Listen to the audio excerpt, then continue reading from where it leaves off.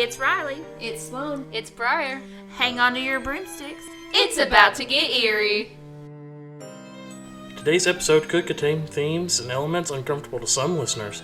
Please check the episode description and remember to always take care of yourself.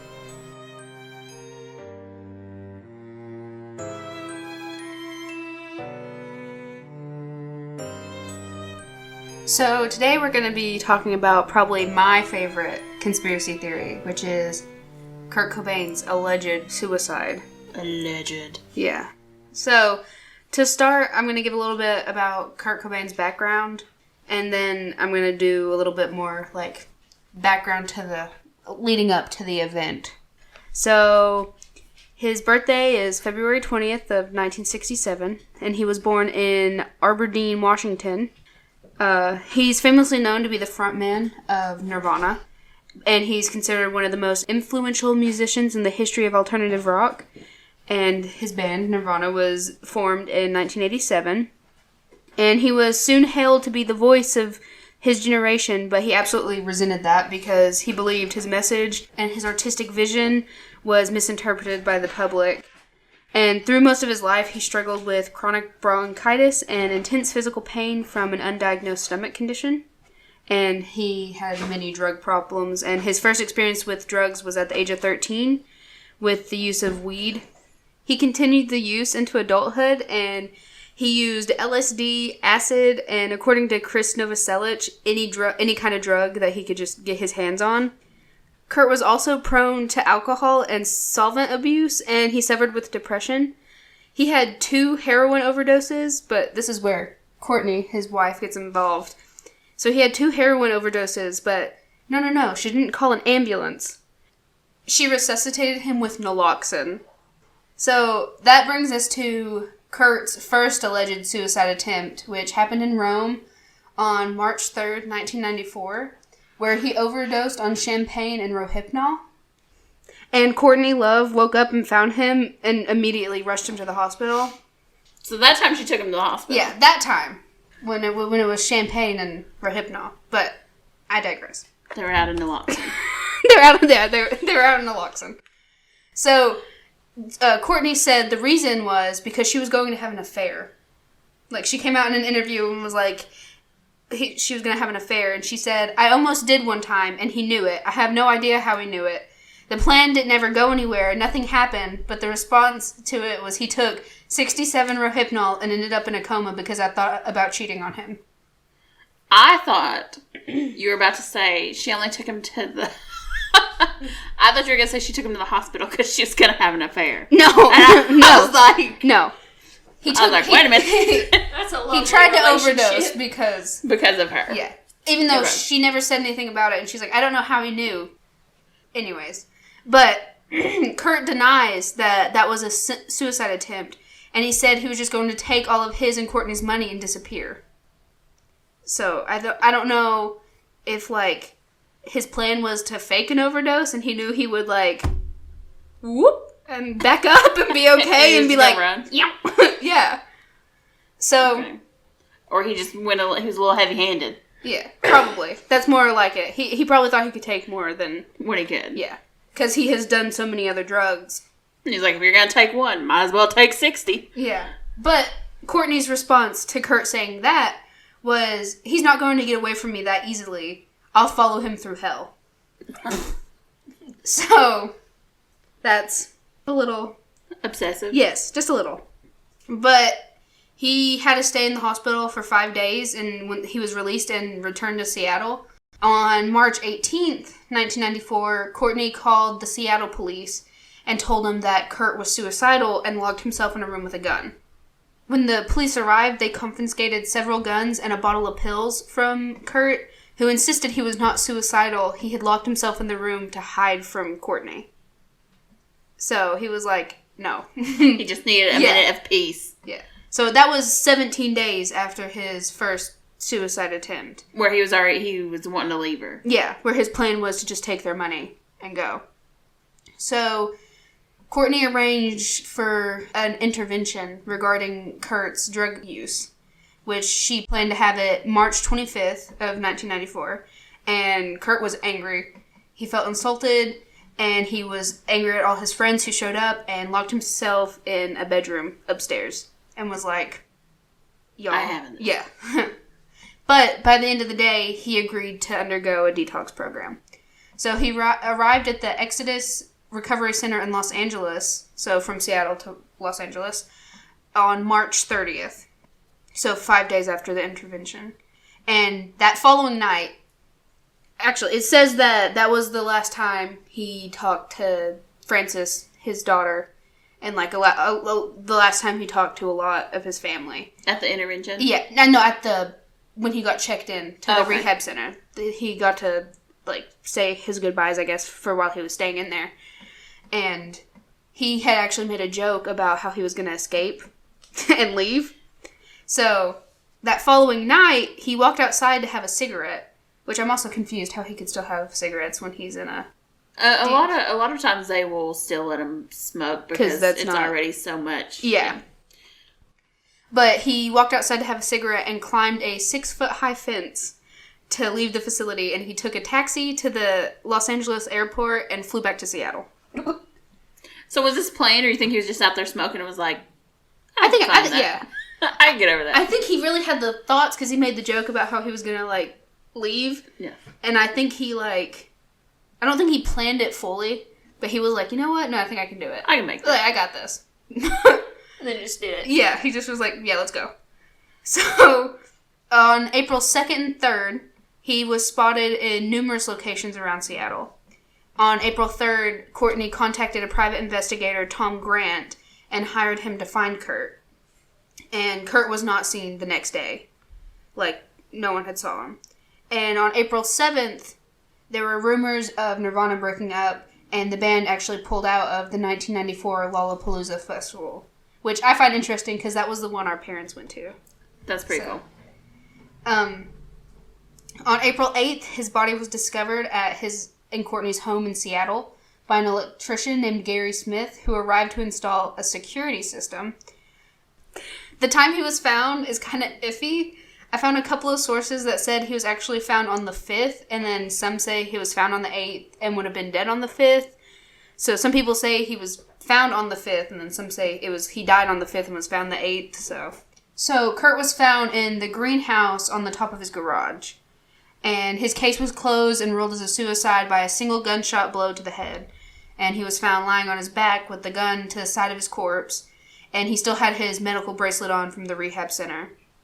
He also had an old cigar box filled with drug paraphernalia, and a lot of reports called it his heroin kit.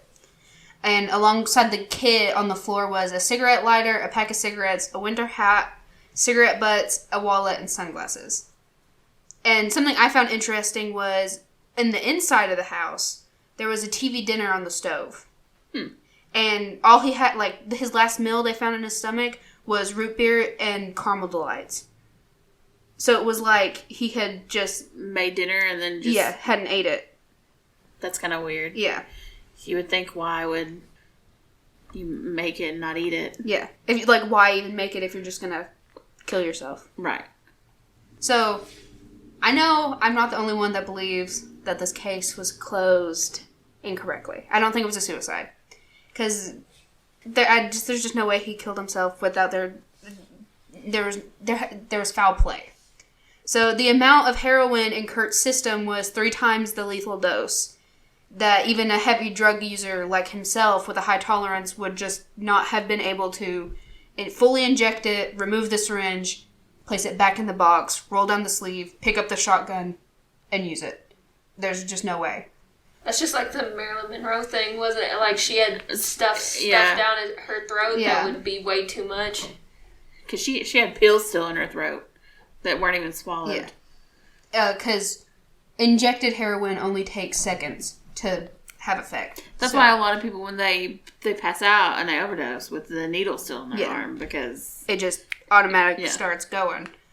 And there was also no prints on the gun. Not even Kurt's. So they had been wiped off. Oh, so he was super high, shot himself, and then cleaned it. In the head. Shot himself in the head, then cleaned it, and then died. Yeah. That makes sense. So, not only that, but forensically, the gun was laying on the wrong side of his body. Well, that's because he shot himself and then cleaned it and then laid it down. Yeah, obviously. They're missing a step. And that step's called Courtney. Yeah. That's what we call that step. Tell us how you feel. And another thing a lot of people are questioning is Kurt loved his daughter, Frances Bean, and they're saying, why would he shoot himself in the head, leaving such a gruesome image for the love of his life to see? Because, she was going to see it. No. At least at one point in her life. Which I don't necessarily know if she really saw the real thing, but I know I had read they made like a replica of the scene, and that she said it was so gruesome and that like it was awful. So she still saw a rendition of it. So on to the suicide note. And the suicide note is really interesting because he addressed it to his imaginary friend, and most think it's because he felt that no one in the real world understood him. So he, just addressed it to the only person, his imaginary friend, who he thought would understand. Now, was this did he keep this, was this a childhood imaginary friend?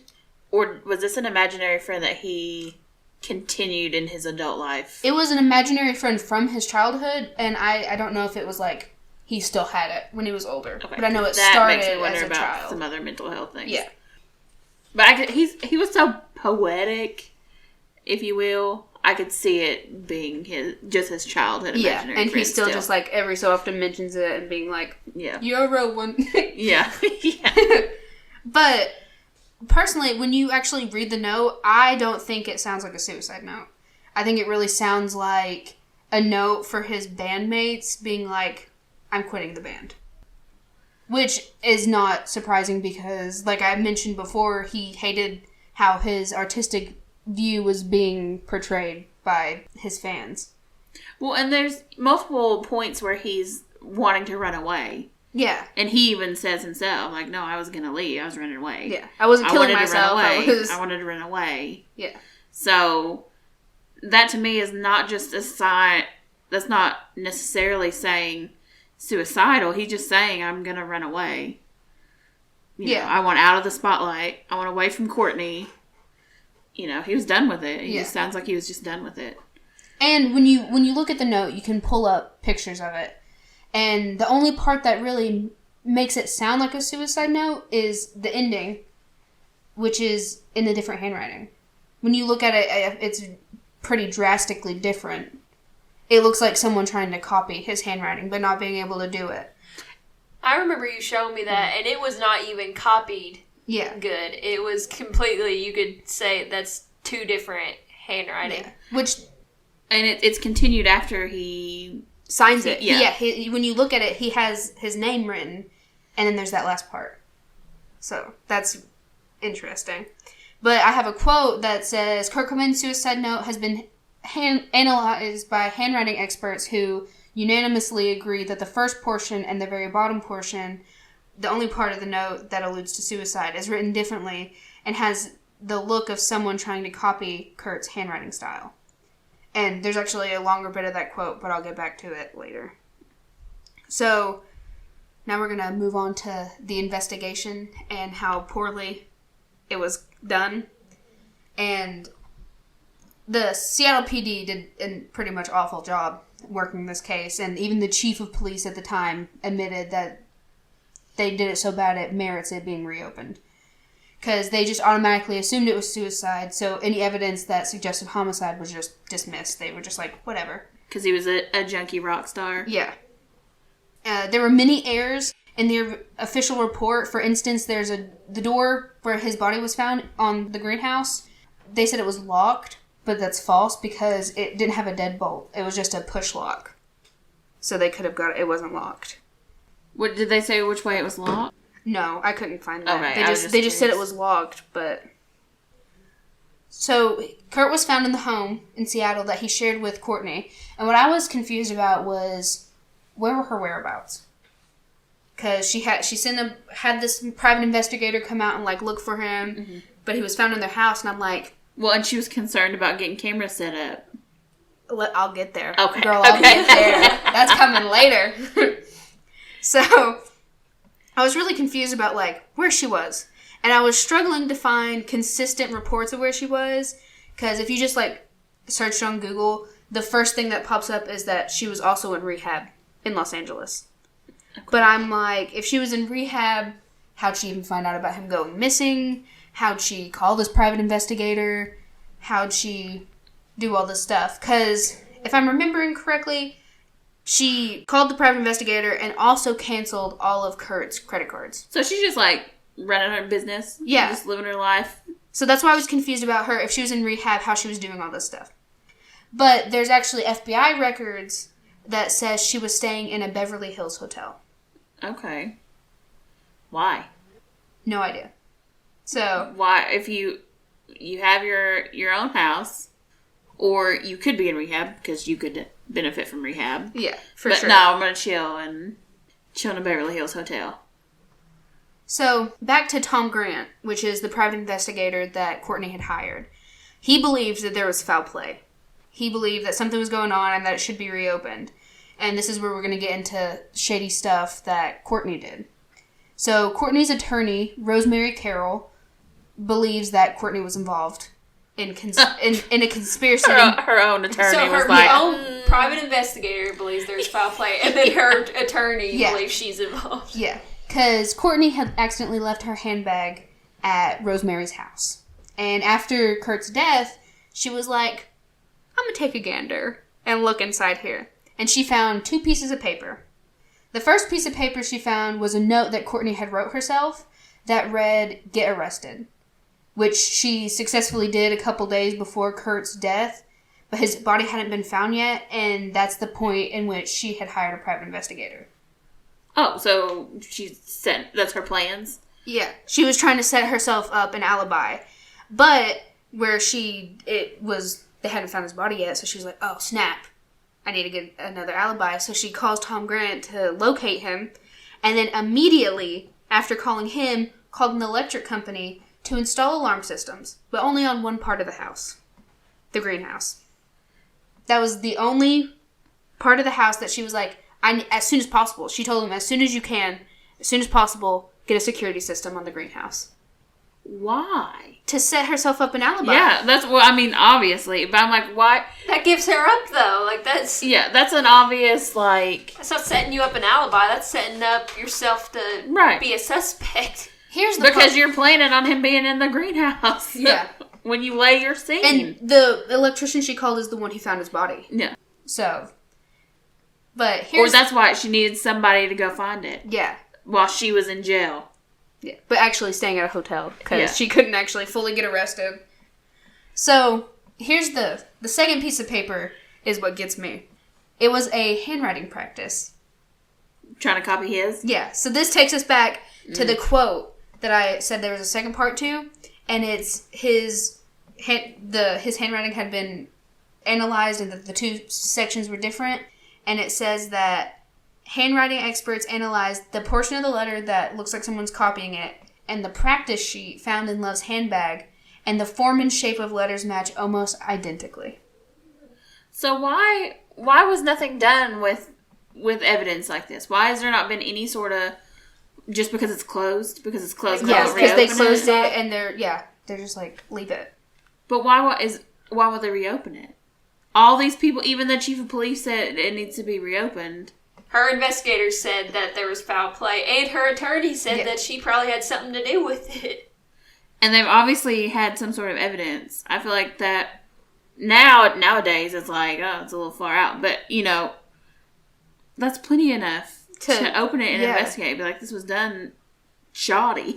Yeah. Which, I have another part that makes her seem like... There's just so much. She's got so much, that keeps piling and piling and piling. So, I don't think that Courtney had killed him, but I think she planned it, put it together. And a Seattle musician with the stage name El Deuce? I don't know if that's how you pronounce it. But he came forward after Kurt's death and claimed that Courtney Love had offered him $50,000 to murder Kurt and stage it as a suicide. That's just too much for them not to investigate. He came forward and was like, she offered me so much money. Yeah. But yet they still don't open the freaking case up? Like, what is that? But he also went on to say he turned her down at the time, thinking she wasn't serious. But after Kurt's death, he came forward and spoke about it. In 1996, he died in mysterious circumstances. Only 8 days after, he had an interview for the Kurt and Courtney documentary, and he was found dead on the railroad tracks in Riverside, California. Decapitated. What? Interesting. Yeah. I wonder what he said during his interview. I tried to look it up, and then I got off track and never could watch it. But I think it was just talking about how she tried to hire him. Yeah. So another Seattle musician by the name Alan Wrench is believed to be who the hitman that he took her up on. Took her up on that. Because not long after his death, he suddenly started living way above his means. He bought 2 new cars and a house. And Courtney was. This is another thing that I'm just like, Courtney, honey, you're really not helping yourself. She was worried about the potential release of crime scene photos as early as 1995. So just the year right after, like the couple months after it happened, that the police say that she called and asked if all the photos could be destroyed to prevent a mistaken release. Oh, so no, because you don't want nobody looking at them too hard. So in case it was to be open, because you couldn't get it together to even do it properly. Why are you carrying around your plan? You can't remember that your plan is to get arrested? You can't throw away your handwriting practice? You gotta keep it in your purse? But you really think you're gonna call the police and be like, hey, can you burn all these pictures? I need you to get rid of all the evidence. Thanks. Yeah. About my husband's suicide. Yeah. Were they married? They were married. Okay. So, also more recently, I don't know exactly when this lawsuit happened, but it's around 2014. It might be a little later. So, Courtney had a civil lawsuit filed against her by Frances Bean, her daughter, her ex-husband, Isaiah Silva, because she and a few others, this was a lawsuit against her and a couple others, for a conspiracy to assault, kidnap, and attempt to murder him. She was like, I've done this before. We got this. Yeah. All of it was over the ownership of a 1959 D18E Martin guitar, and the value of which the family apparently believes to be in the millions. And this was Frances Bean's husband? Husband at the time, I think, and then it's her ex-husband now. I don't know if they had already broken up when it started, but his full lawsuit runs more than 300 pages of material, describing startlingly personal details of family drama and allegations of drug abuse, impersonation attempts, and harassment. As detailed in his lawsuit, Silva claims that Frances gave him the Martin guitar in January of 2014 as an engagement gift ahead of their wedding. So Frances gave him the guitar, and then Courtney was like, no. So, okay, that's what I didn't think that, so it was all Courtney. Yeah, Courtney and her guys. Frances is not involved. Yeah, no. In it. Okay. Not that I found. Okay. I didn't think so, because I thought she kept herself relatively separated, but. So. Are these papers available? Have they been released? I'm not exactly sure. It'd be interesting. Yeah. I was trying to find out more recent stuff, and more like. You can look it up later. Yeah. I'm assuming it would be. I just think it'd be interesting. Yeah. You never know. They could have. Them Hollywood folk. Yeah. So I know that I've always been like, I don't know why she would want to kill him. Or like want him dead. I just, that's something that I'm like, why is that something she wants? But nearly everyone in Kurt and Courtney's life knew that he was very unhappy with their marriage and wanted to divorce her. And, like, there's tons of stuff of talking about how awful they were. Well, I mean, he kept hiding from her. Yeah, kept hiding from her. Wanted to run. Yeah. But because I don't know much about Kurt Cobain or Courtney or anything. Did she have money on her own, or was that maybe why she was after him? Because he had money and fame, and she was also a singer in a band. She was the front lady of a band, I'm pretty sure. I think so. But I don't think it was nowhere the scale of Nirvana. No, absolutely not. Because that's the only reason I could think, like, why she would want him dead is, I'm going to take your money. And she's going to get his money. That's that's what I have, is that if he really wanted to divorce her, then she would maybe inherit half of his possessions. But with him dead, she got everything. Yeah. Including she has the rights to his music, his name, his image, and that has got her covered for decades. And he actually just recently became the highest grossing dead musician in history. And she's living it up. Yeah, she's benefiting greatly. Because that sucks for Kurt Cobain fans, because they just want to listen to his music and they buy it and it's going to her.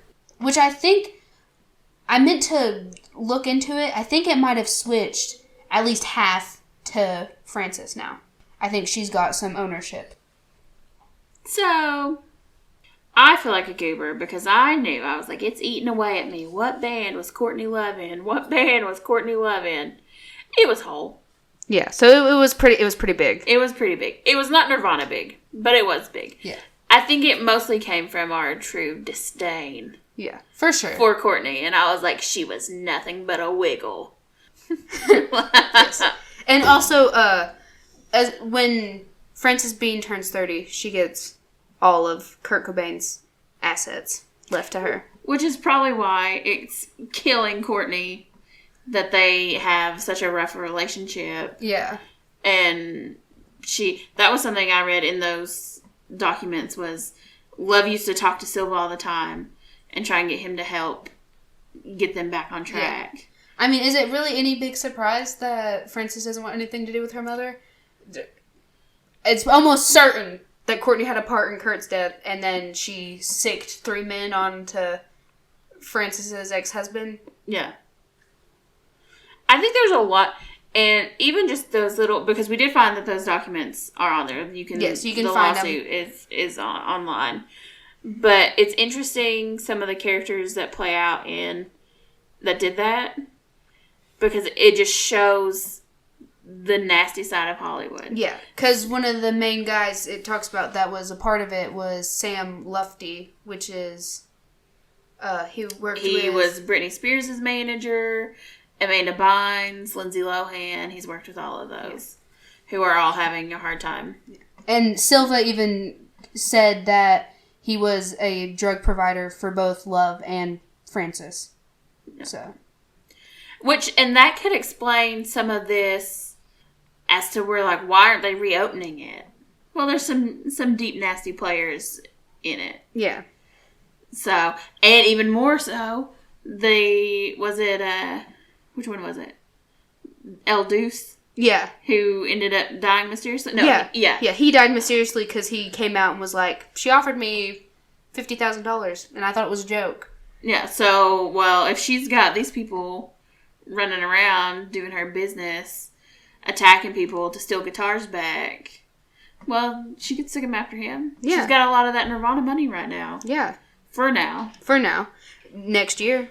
Yeah. It'll be interesting to see. Maybe the tides will turn. Maybe there'll be some changes.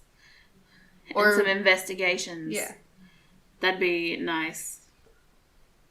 Which I should have done some more research into Frances Bean and her opinions on everything. I didn't really look into it. I kind of tried to leave her out of it because she was only a year old, a little bit, almost 2 years old when all of it happened. Mm-hmm. So I don't know if she's got much opinion on it besides what you hear from media, and then she might not talk about it. Yeah, a lot. That's what I just didn't look into it. I probably should have, but I know that her and Courtney don't talk. Yeah. And they hadn't for... Yeah. But again, I don't find that very surprising. No. Not even a little. No. Yeah. I know I saw something that she had tried to make a lawsuit of getting the pictures, private, to where people couldn't see the pictures. Which is true. You can't... You try to look it up, and I'm pretty sure all you find is the recreation of it. But which, that makes more sense than calling up the police department and being like, destroy him. Yeah, burn him. Burn them all. Yeah. Burn all evidence that I killed him. How about no? But privacy, I can see that. Yeah. But then there's a part of me who is like, well, I don't know. Because there's a lot of things in these cases that should be public. Yeah. You know. But I think they did it because they're pretty gruesome. It was gunshot to the head. Yeah. Which in that, they could have that. You can find pictures of Black Dahlia laying there naked, cut in half. Which I also, speaking of the gunshot, I thought I had notes about it, but when you actually look at the gun, it's a lot longer than like his arm span. Like the way he would have had to shoot himself. Towing it. Yeah, but he had his shoes on. He put them back on. Oh yeah. After he got real high, shot himself in the head, cleaned off the gun, put it on the other side, put his shoes back on. Took another sip of his root beer. Yeah, took another. Just popped a caramel delight. He put the TV dinner, got to take it out of the oven. Yeah. And locked the door to the greenhouse on the way in. Yeah, but that to me, the privacy reasons are it's too gruesome to show these pictures. Like you said with the Black Dahlia case, you can see her full on everything. Yeah, and other cases too, you can find gruesome pictures. You can look up Ed Gein's house, and it's all his victims. Mm-hmm. That's why I think I see why she would want that, because that would be a horrible thing to see. But it's also different. It's not like that was Courtney when it first happened, and Courtney being like, "Hey, can we keep these private so my daughter never has to see her dad like that?" But it was that was a recent lawsuit that she had, being like, "Let's make them private." No. So then that makes me wonder what is her view on the whole situation, and is it to try to protect her mom so people will quit being like, Courtney did it, or is she just tired of it? Yeah, I get that. She just doesn't want to. So I see that, and I see the privacy of it, because you wouldn't want to see those everywhere. People probably send her stuff. She probably gets messages on social medias all the time, and people seeing her, always asking her. I'm sure she's been asked about it her whole life. But then I'm like, just because you're famous, you don't always get special treatment. Yeah. Which is a harsh thing. I don't necessarily want to see it. Would I look if they were out there? Yes, I'm not gonna lie. I mean, I tried. I know. We all sat in the dining room and we were like, add that to my FBI watch list. Yeah. They're like, God, this one's weird. But, so, maybe there'll be changes. Maybe someone one day will look at it. I think Courtney Love will slip up one day. Yeah. I mean, it's just bizarre to me for it to have gone, it's been unopened, like, just left as marked a suicide, but there's just so much evidence. Not even necessarily, if you don't want to pin it on Courtney and you're saying she doesn't have anything involved, there's just so much foul play evidence that I don't think anyone could look at it and be like, yes, he killed himself. Like, there's no way. There's right. No way. It's not a, this is what happened without a doubt. Yeah. There's so much to it. Was she ever questioned? Ever questioned in any serious manner? So I looked into it and I could never find anything of her getting questioned about it. But it's probably because they automatically just dismissed any homicide things and just called it a suicide, and that was it. But she did. It could have been they just called it suicide, that was it, and they didn't question anyone. Or it was said that she was in such shock and she wore his jeans and his socks and carried around a lock of his hair for a little bit after he was dead. So they could have just been like, you know what, we're not going to deal with that mess. They're like, right, she's mourning. She's clearly mourning. Yeah. She didn't do it. Whatever. Yeah. Whatever. Psh. Poosha. I don't believe it. She did it. But we'll never know. Yeah, we'll never know. Yeah. Oh, who knows? In the next year, because his daughter's getting all his stuff, so... Maybe but she didn't really seem to want any part of it, just kind of... Yeah, I mean, more of Courtney will let something slip or something. Maybe might go through a breakdown. Yeah. She might now. I don't even think she's living in the country. No, she'll be like, I did it! And then, like, disappear. Yeah. Yeah. Thanks for hanging out with us. Until next time. Remember, you can find us on our own website, Facebook, Instagram, YouTube, Twitter, and even Pinterest. Links are in the description. As always, stay weary, stay leery, and stay eerie.